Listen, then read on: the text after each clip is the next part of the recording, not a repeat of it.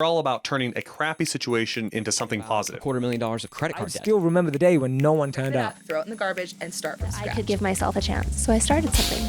I mean, I think that counts as from poop to gold. Our sponsor for this episode is our 14-day video script challenge. Yes, we are sponsoring our own show. Yes, we are. Welcome back to From Poop to Gold. I'm your co-host, Benton Crane. Today I'm joined by a very special guest. I have here with me Roberto Blake. Welcome, Roberto. Thank you so much for having me. Yeah, my pleasure. So Roberto is a certified YouTube educator, and he is a public speaker and an online business coach. So he brings a ton of interesting knowledge and background to the table. We're excited to dive in, get a little bit of his story and some of his insights. So let's start there, Roberto. Mm-hmm. How did you end up where you're at today? Well, I mean, it depends on where you want to start. I mean, do we want to start with how I grew up? Do we want to start with when I was a broke college student? Or do we want to start with YouTube? Where do you want to begin? If you could identify kind of what I would call a pivotal moment in your life that kind of set you on the course to be here today. And if that pivotal moment was college, let's go there. If that pivotal moment was childhood, let's go there. I think it was when I was at a crossroads in my my corporate life and my corporate career. Okay. But I was also, for many years, had been struggling with depression. And I'd been struggling with depression like since college. Okay. I had bouts of what I don't think you could call depression in my teenage years and high school, even with the bullying and other things. And, unfortunately back then I was even like suicidal. I was a little emo back then, but it was a legitimate problem. Mm-hmm. I had a lot of issues going on. I had some anger management issues because of situations and circumstances with my life. Things going on with my sister was in the process of being identified as having a chronic illness. She was in and out of the hospital. I was sad, angry, confused, and frustrated with that. She got a not great diagnosis, but thankfully she's fine and she's still alive today. And they didn't think she'd make it past high school. And my little sister, in many ways, I consider her to be one of my best friends, if not my best friend. She's one of the only people who knows my full story and has been with me the far majority of my life, So that was rough. When somebody that close to you, when their life is essentially in jeopardy, that weighs on you in undescribable ways. Yeah. Talk us through a little bit of like, what is the feeling going on behind the scenes as you're living that? Mostly in my case, a lot of fear and anger. And you never know which day you're going to feel more. The soul crushing weight of all the anxiety and waiting for the other shoe to drop, or angry and frustrated at the world, angry at God. There's a lot there. And then when you already feel your life is hard enough and difficult enough, you're like, how else am I going to be tested? What did I do? It was a constant question. No one had anything for me but platitudes, and that was that best case scenario. Other than that, people were giving me crap because of what they wanted or their expectations. The school system was kind of fighting with me because, interestingly, I was exceeding in my grades, but I was being penalized in my grades despite performance for not always showing up to school or participation or this or that, because I couldn't always be in school with all this stuff that was going on. And there was a lot of other stuff too on top of that. And then there was a point where I was just getting bullied so bad that I started cutting class. I could get straight like A's on I could outscore, and I did many times, everybody in the school on all the exams and still fail the class because I was being docked on participation and attendance. And it was getting bullied so bad that also sometimes I would skip class, not to be one of the cool kids. I would skip class and I would just hide in the school and cry because life was just that bad and I just wanted to disappear. Just a dark, dark time. Yeah. But I had a couple of really good friends who got me through it that I wouldn't be here today without. So like that's a real thing. Having the right people in your life is, I think, one of the most important things that's taken for granted. And it's why I'm so glad that we live in an age of the internet where not everyone has to be isolated. If you don't have people in your life like physically that you can like put hands on, that can like give you a hug, you have people who might be able to emotionally support you because they get it and they don't share the same city or state or even country with you, but they share your values and they share your experience and they can help you with your burdens. And so it's an opportunity for connection. It's so powerful beyond what we can do for business or for, having a message, just for feeling heard and supported. I think it's probably kept people from a lot of loneliness and isolation and saved people's lives. It was one of the only things I looked forward to, besides, like, I dreaded going to school aside from seeing a few people. And there were a couple of teachers that I really always looked forward to seeing and learning from that could get me excited. But other than that, I was just in a lot of pain, and I was always just like waking up and I'm like, oh, signing up for more pain, resigned to my suffering. And I didn't really know how to process that between like fear and anger and everything else. And when you're a kid, all your emotions are heightened. And I just couldn't wait to get out one way or another.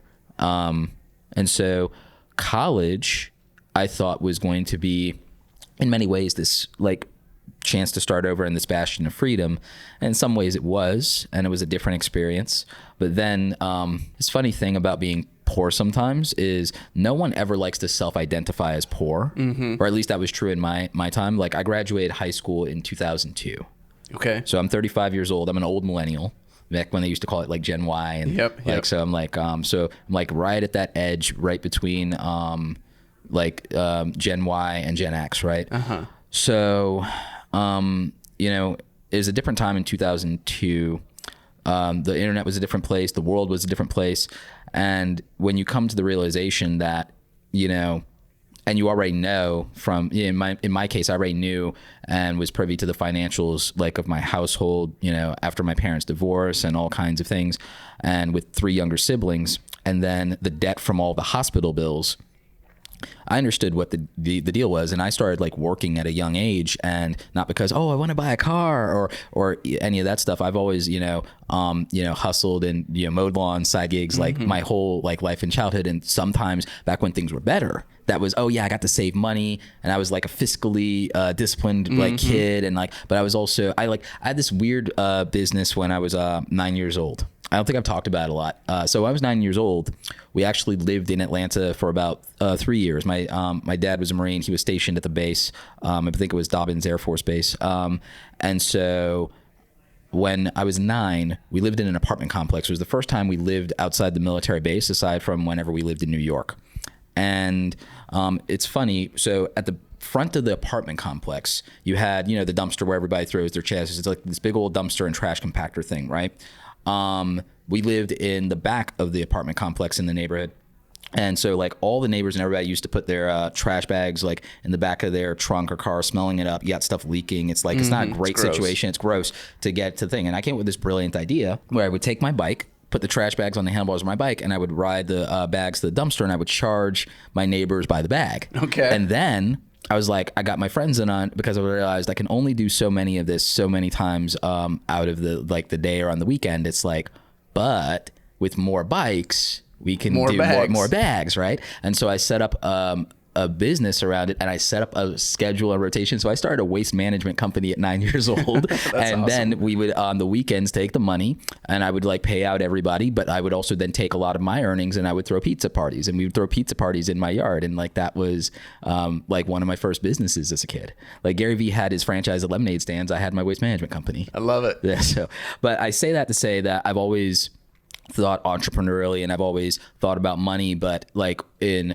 high school and college, I had to think about it in a very different way, because unlike friends who were having fun or buying their first cars, I had to help, with my family's finances and situation. I had, everything was serious for me. Stakes were higher for me. Yep. So it's not just a personal need, but now it's a family need. Exactly. And my family needs me. I've got to step up. I've always like had that kind of mindset, and it's where, when in my message and when I tell people that like, hey, if you start an online business, you do YouTube, whatever, understand that this is an opportunity to get some financial freedom or to be able to provide for your family in a different way, and where you might have a little bit more control if you do it the right way. And that's very serious for me, because I know what it's like to struggle. Like I know what it's like. I mean, I have a 6-figure business now, a multiple 6-figure business, but like I came when I like everyone likes to say they came from nothing, I take that message very seriously in a real way. I can tell you what it's like to like look in the driveway and see like not, you know, like see like, and then, you know, your mom's crying, you're seeing the car get towed away and you're like, you know what happened. You know, I know what that's like. I know what it's like to see something turned off because a bill didn't get paid. I know what it's like to walk into a pawn shop and walk out crying because you got to pay a bill. Like that's something real. And I know that many people around the world, many Americans are going through a hard time financially right now. And for me, as long ago as that was, it's still fresh in my mind. That those scars, that pain, that sticks with you. Like you think about that, you always have a little bit of a pit in your stomach of like, what would happen if you ever had to go back to that? But like for me, it's like I'm smarter and far wiser and have been far more experienced, and I've lived through and taken my punches, taken my lumps, taken my battle scars, to where it's like that kind of thing doesn't scare me as much as I think it does other people to start over, because I know I'd be starting from a place that makes me far more powerful than the majority of people that are going through it right now. Right. I've noticed I have 4 kids, and my kids are growing up in relative abundance, right? And I think back to my childhood of having to scrap and hustle and grind and go without. Yeah. And those moments were so key to making me who I am. Exactly. That it scares me that my kids don't get those same opportunities. You know, but the thing is, transcending suffering is important. And, you know, there in Eastern philosophy, they have a saying that says suffering advances the soul.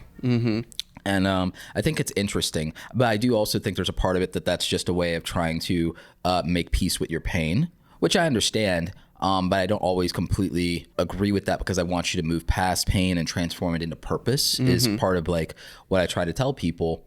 And what I would say in your situation, because I know when I have kids one day, you know, God willing, please, but I need a girlfriend first. Step by step, day by day.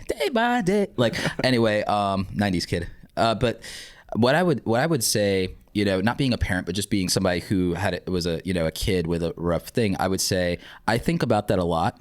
And what I've thought of for the future that you might want to take away from is you can find other ways to challenge your kids and make them understand and value and earn things without it being from a place of necessity. You can still challenge them and put the right healthy amount of pressure on them, because I think that there is a such thing as, you know, you can be somebody that comes from what you could argue is a privileged background, but you could still have a chip on your shoulder about not wanting to be in the shadow of your parents or not wanting to be soft.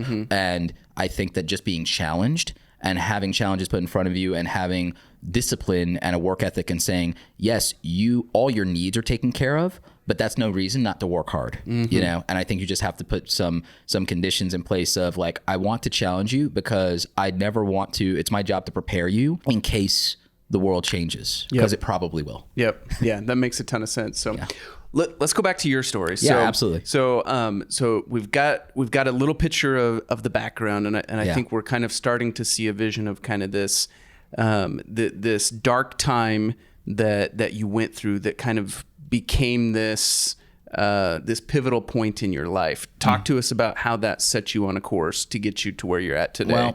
Well, again, I had to, in my own way, hit rock bottom, and my version of it was going deeper and deeper into the well of my depression.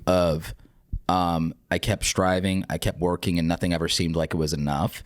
I went through college. I went to community college because with my grades, with the school situation, I got a few partial scholarships. I got a few opportunities. And then there was stuff because of my track and field, because I was a track and cross country champion. Shout out to Coach Mike Lawrence. You saved my life. You gave me more discipline than anybody else. You gave me, a way to channel my rage. You gave me a way to turn pain into purpose, and I can't thank you enough. You made me a champion, not just in the track, but in life. I love it. Yeah. Wow, I did not think that was going to happen. What happened with me is I was getting to a point where suicidal ideation was part of my daily routine. That's not a good place. It's not a fun spot Nope. to be. That's not because the way I was rationalizing it, which is part of why depression is so sinister, is from your point of view when you're depressed, leaving your suffering behind by any means necessary, escaping your pain, is a completely rational choice from your point of view when you're going through that. And then whatever you have to do to create that situation becomes more palatable. It doesn't feel like insanity. It feels like if you're showing up every day to be tortured, not showing up starts to seem very reasonable. Mm-hmm. And that's a dark thought, and it's not anything healthy that I would ever glorify or advocate, but I'm making it painfully clear to anybody that if somebody tells you that they're going through depression, and I know that sometimes people don't know what depression is, consider the possibility that it's real for them, and then try to just offer them any comfort that you can and give them a reason to wake up tomorrow if you're in a position to do that, because it actually helps. Yeah, it's this is real stuff. Yeah. This is something that's impacted my family in a very real way, and so I love the advice that you're sharing around. And it becomes important because what happened that changed my life was I reached a crossroads where I said to myself, if you can't fix your mindset, if you can't fix your mind, you're going to die. And that's a scary, sobering. It's like, no, it's like, if you keep going down this route, Roberto, you're going to die. And it's like before your time, before you've accomplished truly anything meaningful, before you've, helped anybody in a significant way, you're going to die. And that's very sobering. And I asked myself, what can I do? I don't want to die. I just want to stop suffering. What can I do? And so I started talking to myself and saying, okay, I had to change my self-talk. And I was like going through it. I was like, what is causing you so much suffering and pain? And I was like, well, it's these circumstances. It's what I'm going through. It's not having enough money. It's not having control over my life. It's not liking, I love what I do. I don't like the circumstances. I don't like not having autonomy and freedom and control over this. I don't like what, sometimes my ideas being taken from me or not getting, my due for it. I like not being compensated. I didn't like some of the bullying at work. There was a lot of things going on. I was at the peak of my career and I was unhappy, wildly unhappy. And I realized that's like, I could have a day off and I could get a phone call and whatever plans I had were completely forfeit. That's not control over my life. I could be asleep, get a call, have to wake up and go in. That's not control over my life. I was like, I have no control over anything in my life. And that was causing me tremendous pain. I also didn't have the financial ability to help people, friends, family that were going through things. I couldn't do anything but offer the same platitudes that meant very little to me. And so that meant I had no power. I had no ability to act on the behalf of anyone else. I didn't have the ability in my mind to be an active participant in my own life. I was a passenger in a vehicle, and I just wanted to jump out or run the thing off the road. And that's what life felt like. And I'm like, I need control. I need a vehicle that takes me to a destination that I actually want to be on, because I'm on a road that's nothing but pain and it ends in a very bad place. And so that metaphor, I was like, okay, pull over, stop, get out of this vehicle, let's take a walk. And so I asked myself, what could I do every single day for the rest of my life? And let's assume that it's 1,000 years and not feel like it's suffering. What would you do? I was like, so I played a game with myself. I was like, okay, pretend you're a genie or pretend you're a trickster god and you're now getting ready to grant yourself a wish. Now outwit the trickster and get exactly what you want out of life. Figure out what you can say, what wish you're going to have granted. And I was like, I just want to create awesome things and put them out into the world and share them. And I just want to teach other people that they could do that, because creativity is the only thing that I keep coming back to. And the ability to create and make things is the only thing that really makes me happy. I never feel happier than when I'm drawing, writing, taking a photo, editing a video, doing Photoshop. Like, these are the only things that really give me any peace. And I feel like I'm in control, because when I'm a creator, I'm tapping into the power of creation. I'm tapping into that inner divinity, that godlike power that all of us have, that we were granted, is the ability to create something, to turn our thoughts into things. That's the power of creation. You know, like, I don't like, and without getting super, you know, philosophical, and like, you know, like, that power of creation exists in every single one of us in humanity. And that's our inner divinity that we don't take for, like, we take it for granted. It's a tremendous gift. We have the power of transformation. What other creature on this planet has that? Right. And that's our power. Like, that's what connects us to the universe. Like, so for me, that's everything to me. And I imagine most people have had at least a moment in their life where they're in that kind of state of flow, where they're in their zone, their moment, their passion, and it's almost always around creating. Yes. Right? Yeah, exactly. And so when I came to that realization, I was that it's like, everything I do is in the service of that gift, and I want other people to tap into that gift, and I want to realize my potential, that I always want to see how far I can go. My natural curiosity, I would always learn things. I would always read a book cover to cover. I'm insatiable in regard to my desire for knowledge, because when I was a kid, that quote, "Knowledge is power," always stuck with me. And then the Mortal Kombat quote, "There is no knowledge that is not power." Like, so for me, I took that literally as a mantra and as a part of my philosophy in life. And so I always wanted to acquire new skills. I always wanted to acquire new knowledge. I always wanted to learn from people older than me. I had a hard time relating to people my own age, because they didn't have, selfishly, they didn't have as much to offer me beyond, you know, the emotional value relationship. But like, in terms of knowledge and experience, most people my own age didn't have enough to teach me. And therefore, as unfair as it might seem, I felt like they had lesser value. And so I always sought the company of people who are older, that lived life and could pass on knowledge and cheat codes to me. Yep. Because I wanted to excel. And so that's always why I was a misfit, and I didn't, like, among other things, and I didn't fit in, is I was also the artsy, like, eclectic, like, crazy kid. And so I had this moment, this rock bottom moment of realizing, this is my truth. This is my why. And that's where I came up with my philosophy, create something awesome today. Because I was like, every day for the next 1,000 years, like, creating something every day for the next 1,000 years. And I got happy all of a sudden. I was like, that's what I was like. So I was like, so I can change my life. Like, all right, you have this thing. Let's keep going down this thread, Roberto. How does this change your circumstances? What can you do? What are you trying to change? I was like, I need control. Creation's power for me is also the ability to control what I create.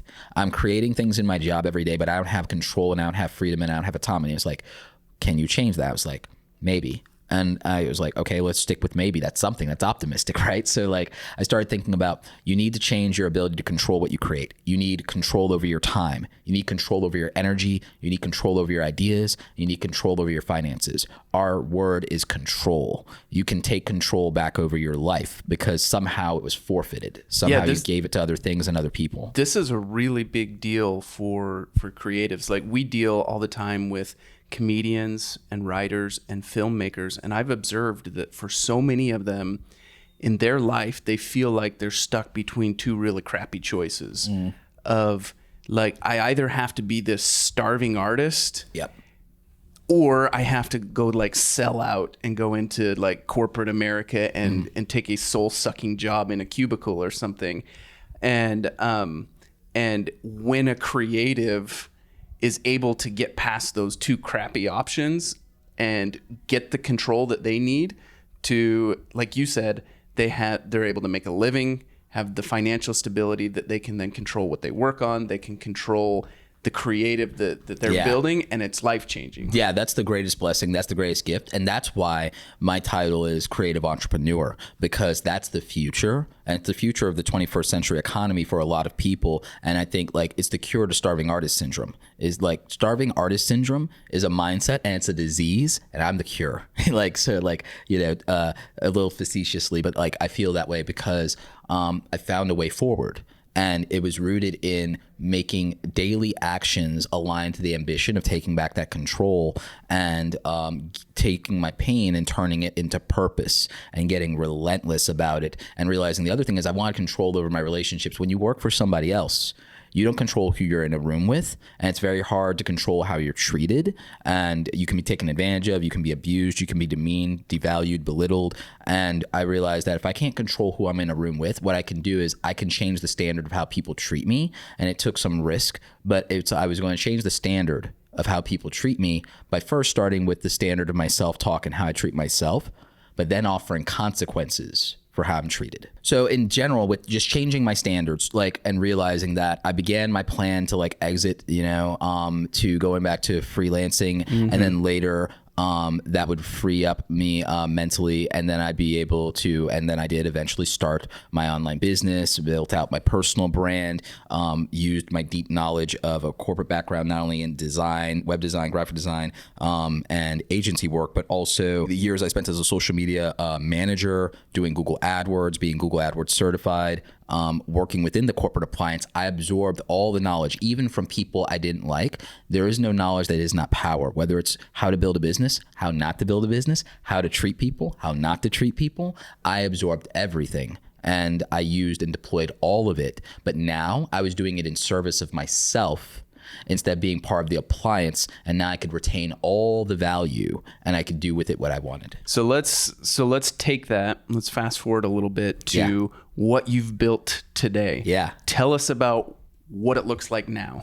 So now I get to create awesome things and share them with the world. And I also get to teach other people how to do the same thing. And I've been doing that for a number of years. And today I get to do it through, I do stuff free online with the YouTube and with the Create Something Awesome Today podcast. I have a YouTube channel, I have multiple YouTube channels now. Was able to grow an audience of 400,000 plus subscribers on YouTube, which is mind blowing for me. I thought with my personality and the experiences I had in high school and college and in corporate, I never imagined that thousands of people, tens of thousands of people, hundreds of thousands of people would resonate with me, my message, what I'm trying to do, or would want to learn the things that I know.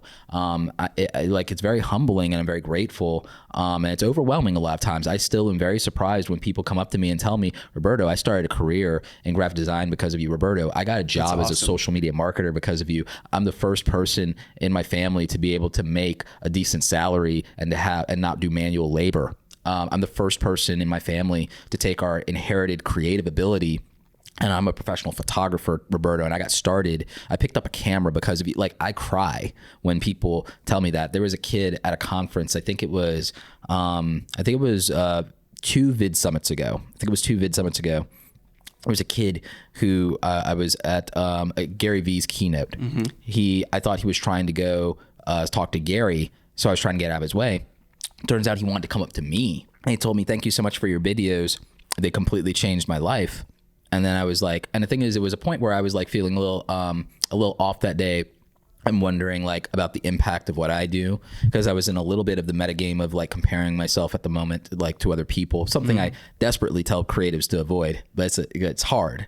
And you see so many people crushing it, doing this, doing that. And I was like wondering about the impact. Is like, does anyone really care what I like do? And so this kid comes up to me and I'm like, oh, great. He's probably going to tell me he got a good job or they just started his channel or whatever. So I was like, I asked him, and now I ask everybody this question. It's like, how have my videos helped you?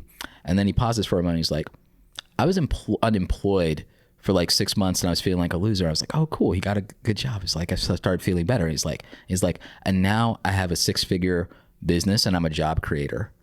Wow. And then I literally started crying because like I'm tearing up right now thinking about it. Like the fact that I could have an impact and have that ability to transform in some small way somebody's life was just amazing. And I was like, this is why I get up in the morning. Yeah. I'm like, wow, what if I decided not to be here? How many people would I have missed out on impacting and giving value to? And like, I made a difference. I mattered. Like, yeah. And if that's not purpose, what is, right? I almost cheated myself out of my purpose and my potential and the promise of that by getting overwhelmed by my emotions and my circumstances and my pain and not realizing it was temporary and that I could transform and I could transcend. Yeah. That's incredible. What a story. Roberto, what's the best way for our listeners to follow you? I want them to be able to experience you. Yeah. So you can follow me on YouTube at youtube.com/Roberto Blake 2. And you can also listen to the Create Something Awesome Today podcast, which is on iTunes, Stitcher, and Spotify now as well. So basically everywhere podcasts can be found. I'm really proud of that show and that podcast. And it's been really challenging because I wanted to get the audio perfect. It was like the biggest struggle in YouTube for me was always never being satisfied with the audio. And now I'm like, yes, I nailed it. So that's awesome. Yeah. And that's something that in doing our own podcast, we've gone through the rounds of trying to get the balance between controlling everything and having perfect audio versus just shoot it and get it done. Let it ride. Yep. Actually, in 2017, a lot of people don't realize that, because I was already doing consulting and, helping brands and doing things and also other entrepreneurs. But I then started doing one-on-one coaching and mentorship. And then I started a membership program. And the reason that I did it, is because of my coach Mike Lawrence. Being on track and field, I learned the power of camaraderie and support, but also structure and discipline. And I believe that's the foundation of what can make people successful, especially if you're a creative. If you're a creative, best thing in the world is a blank canvas. You know what the worst thing in the world is? A blank canvas is this endless void of possibility stretching out before you, and you don't know what to do with that. And that can be overwhelming and that can be terrifying. Freedom is great and scary, but a little bit of structure goes a long way, a little bit of guidance and help, and then a little bit of support, both in terms of the emotional support and then the support of sometimes resources or just encouragement, but also constructive criticism and feedback. And so in our writing process for our ads, we've discovered that creativity thrives under constraints. Yes. And so putting some constraints around the project, sometimes the constraints can be timelines, sometimes the constraints can be budgets, whatever it is, but just having those constraints in place. Because it's a challenge, and creativity craves a challenge. I don't even think I've said that out loud.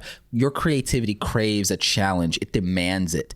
And so I want to do that for people. I benefited from that structure and that support. And so I started Awesome Creator Academy, which is really where a lot of my focus is right now, is creating not only courses, but doing one-on-one coaching and creating resources, templates, and things for creative people, for our peers, because there are things that I've experienced and things that I've benefited from them. If people knew this, it could change their business, or if people knew this, they would think differently. One of the biggest challenges is I've been pushing our peers in YouTube to absolutely diversify their income, because their anxiety and frustration with the platform and AdSense is they've turned YouTube and they've turned social media and being an influencer, they've relegated it. They've defended because you get the criticism, it's not a real job, but it's not supposed to be a real job. It's supposed to be better than that. Yep. But people have relegated it in their own life to being a job.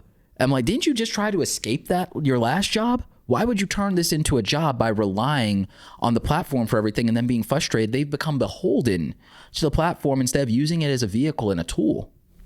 Yeah, it's amazing to see the people who built influence on YouTube, back in the early YouTube days, but then didn't translate that into influence on other platforms as well. Mm-hmm. Most of those early YouTube creators have kind of gone the way of the dinosaurs if they didn't continue to evolve across platforms. And for some people, it was going to be, and it was a good thing for them to become part of the industry, and they've been able to have influence there by becoming part of. But not all of them wanted that. A lot of them wanted to stay independent, and but they made a practical choice, which is perfectly fine. And that's where it becomes, it's funny that there's a phrase, and I have mixed feelings about it. There's a phrase called grow up and sell out. Now, I hate the word sell out, because the thing is, sell out is about compromising your values and your beliefs. And I think that a lot of people get accused of being sellouts when it's no, you're accusing someone because you have a standard and you're holding them to that. Mm-hmm. Selling out would be about them betraying their standards, not the one you assume they should have. Yep. And so I don't like that's a good distinction. It is. And so it's important. And I want to lean on that, because my criticism of people who give quote unquote valid criticism or call people sellouts or this or that is no one's obligated to do it for the culture. Everybody's obligated to do it for themselves and for their family, and whatever lines in the sand, whatever their standard is none of your business. That's right. It's none of your business. So you cannot have valid criticism if you don't have context on what somebody actually believes. And by the way, people are entitled to evolve and change and grow into different beliefs. Yeah.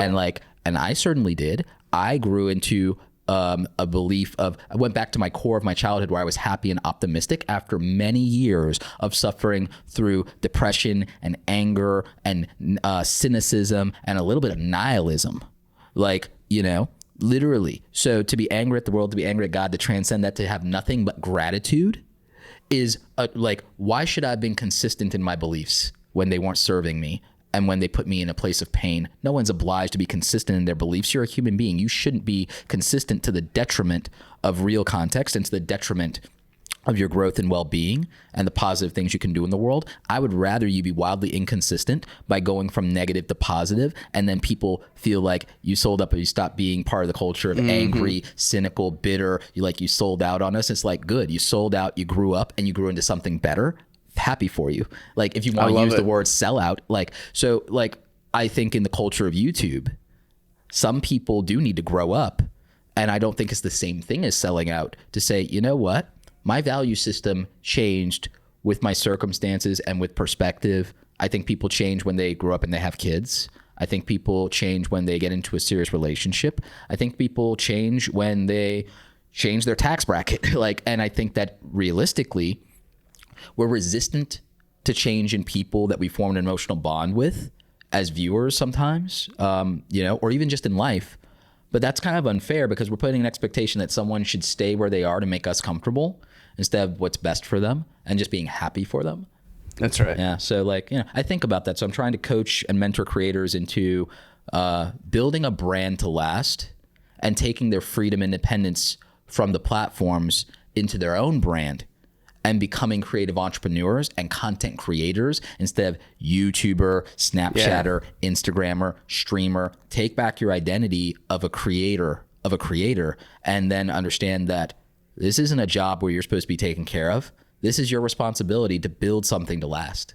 Those platforms are just tools. They're just tools. They're just vehicles. They've made it a destination. You know what I hear today that makes me sad? People say, YouTube is my dream and being a YouTuber is my dream. And I'm like, that's an identity. What if YouTube dies?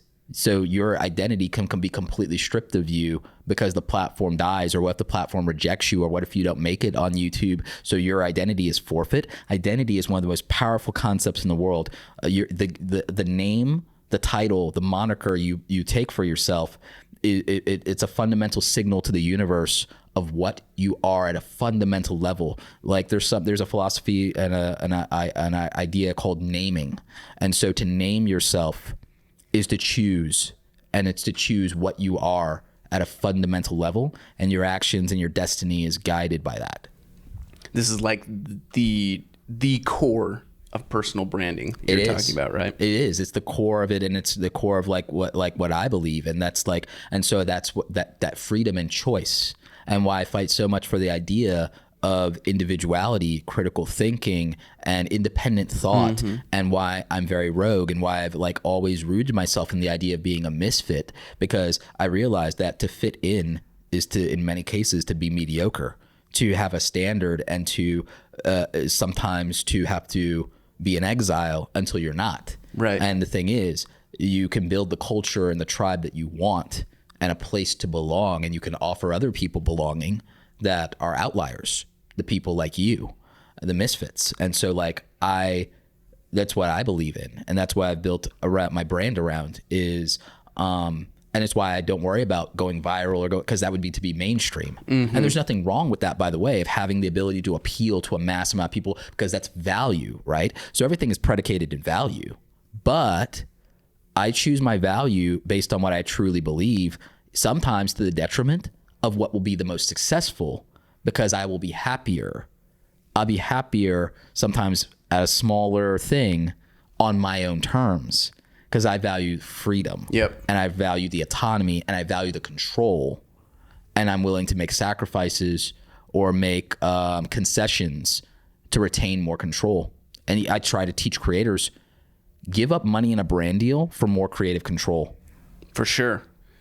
And that's the exact same thing at Harmon Brothers, is that when we're evaluating a potential client and doing a potential campaign, creative control is at the core of everything. And so our clients have to understand going in that they're coming to us and they're going to trust us creatively. And if that's a problem, then we need to know that up front, because then it's not going to be a fit, because that creative control is just, it's so essential. Absolutely. I think trust is everything. And it's like, I don't want, if working with me causes you anxiety, it's not a good fit. Yeah. So I'm like, I'm happy to turn down the money and to spend time with somebody that I'm not trying to convince. Yep. I don't sell skeptics. I tell people, it's like, if you're cynical, if you're a skeptic, it's like, I'll wait till you're not.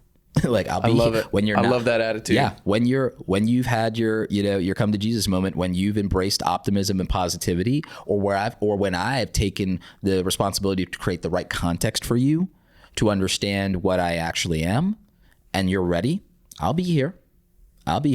But until then, you're not ready, and I'm not going to try to convince you. I love it.